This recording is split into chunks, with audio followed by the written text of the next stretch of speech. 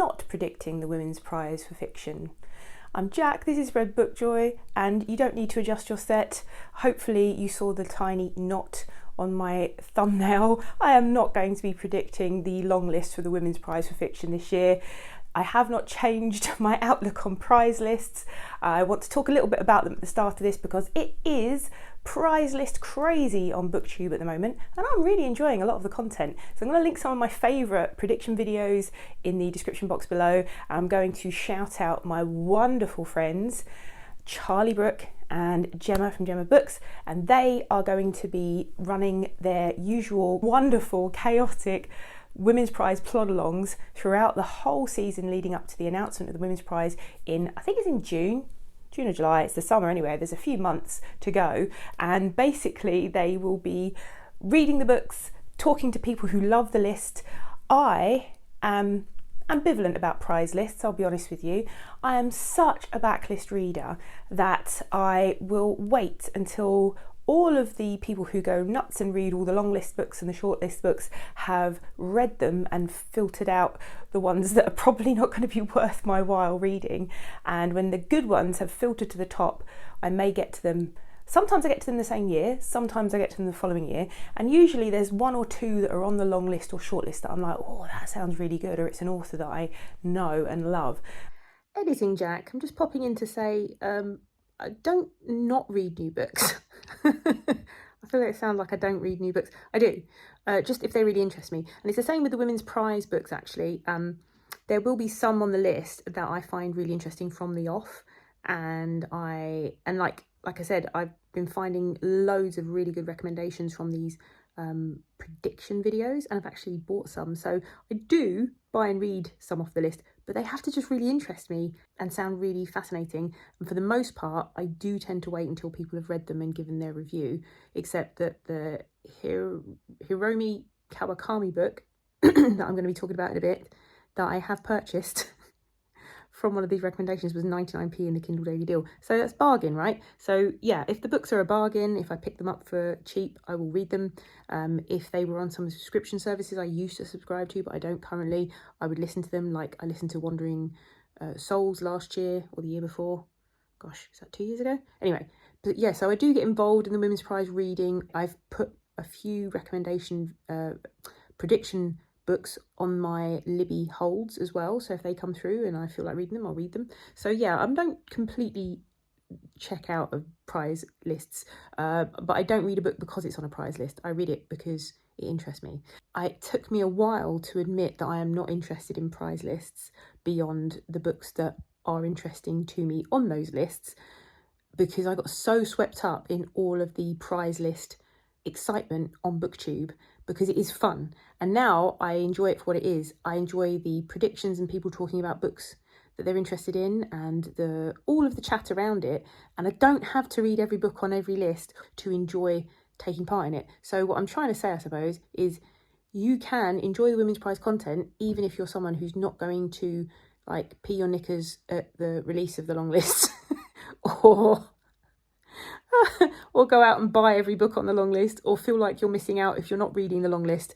I don't ever feel like I'm missing out because I get enough chat about it with my friends, and if there is a book that I'm like, oh, that does sound really good, I will get it. So yeah, I suppose that's what I wanted to say, really. So I'm going to go back to my earlier self now. When I was a bookseller eons ago, in the mists of time, I did read a lot of the prize-winning and prize shortlisted books because I was a bookseller. I've got less inclined to read newer fiction as I've got older, because I find my reading time increasingly precious and I want it to be successful. I want to have a high success rate on my reading, and that to me means tried and tested backlist books.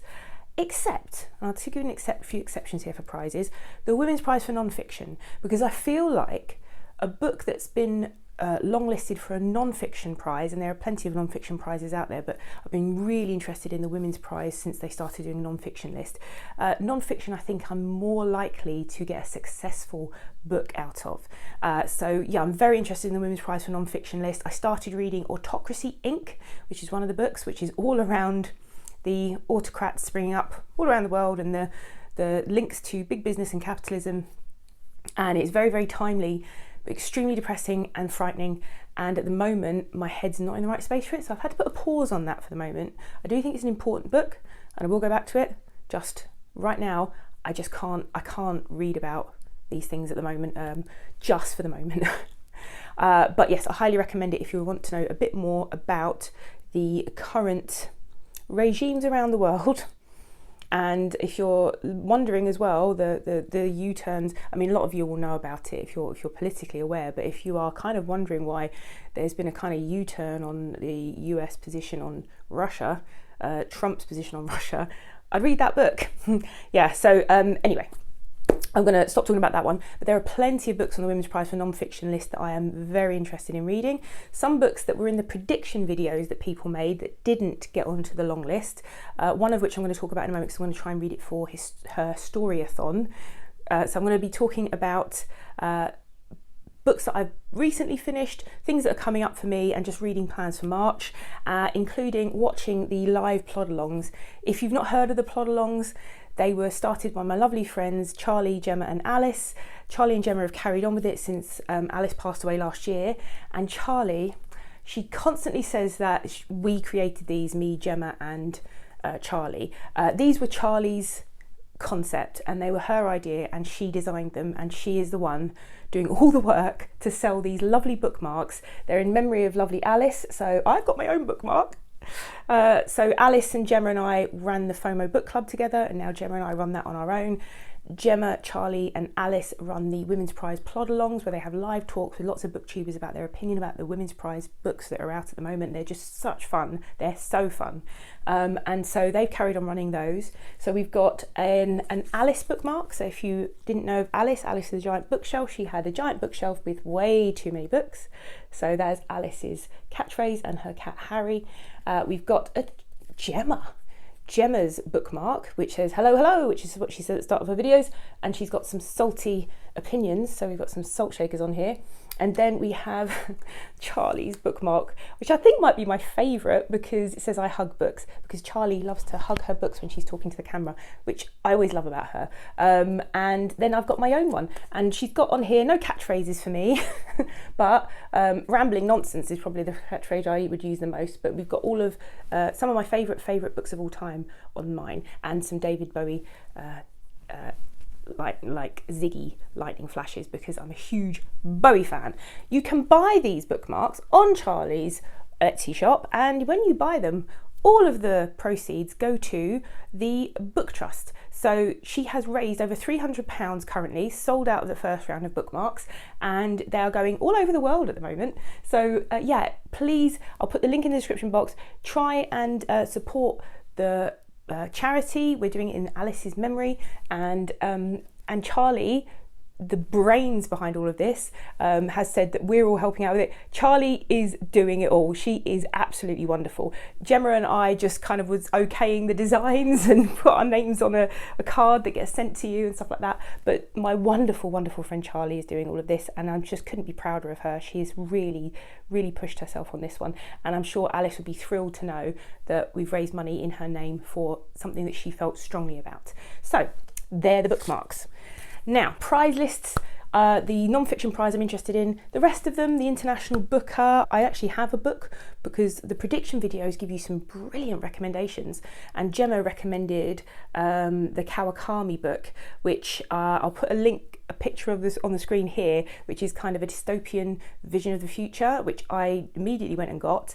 That has been long listed, so she predicted that one. The prediction videos give you a great pile of recommendations, so go and check out some of those. Brian from Bookish put together a predictions video based on everybody else's prediction videos, which was quite fun. So whilst I am not going to make any predictions because, you know, it's not my thing really. I don't keep an eye out on new releases unless it's an author I'm fond of, or a series or whatever that I want.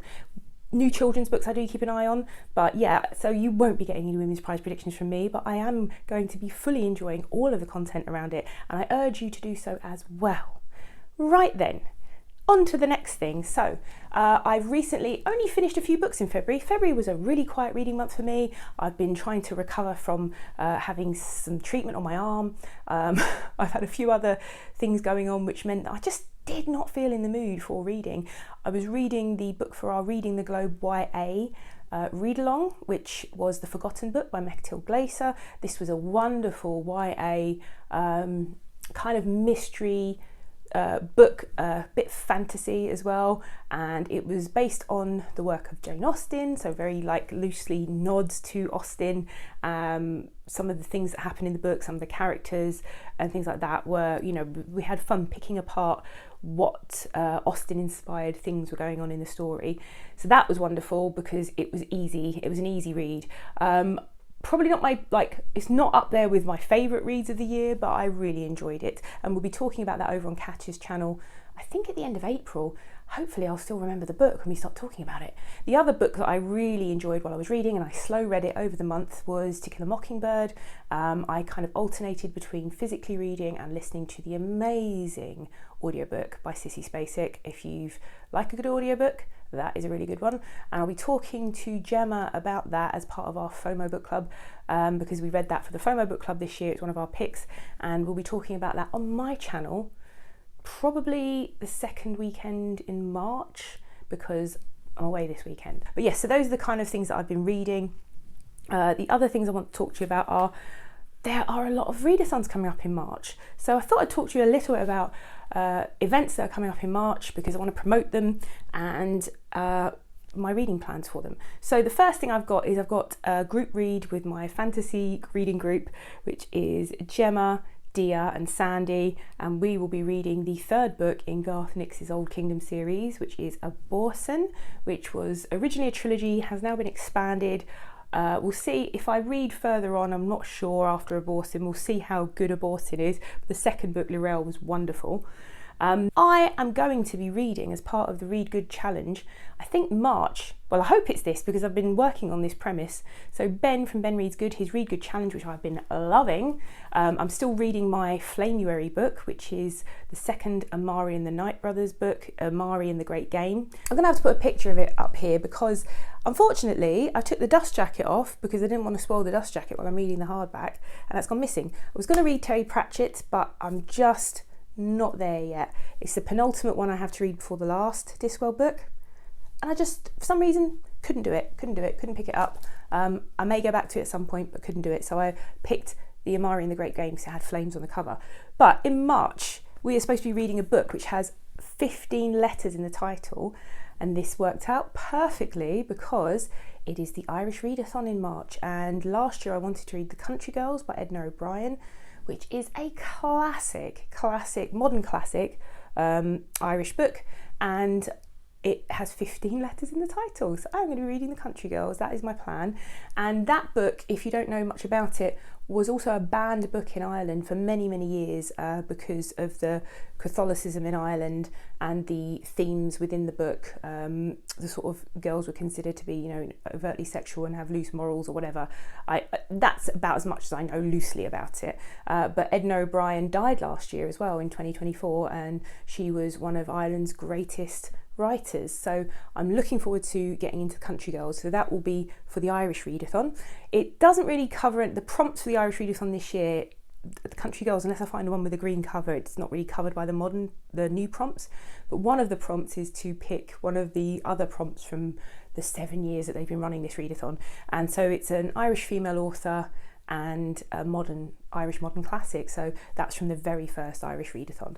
So yes, I'll be reading that, and so that'll cover Ben Reads Good Challenge plus the Irish Readathon.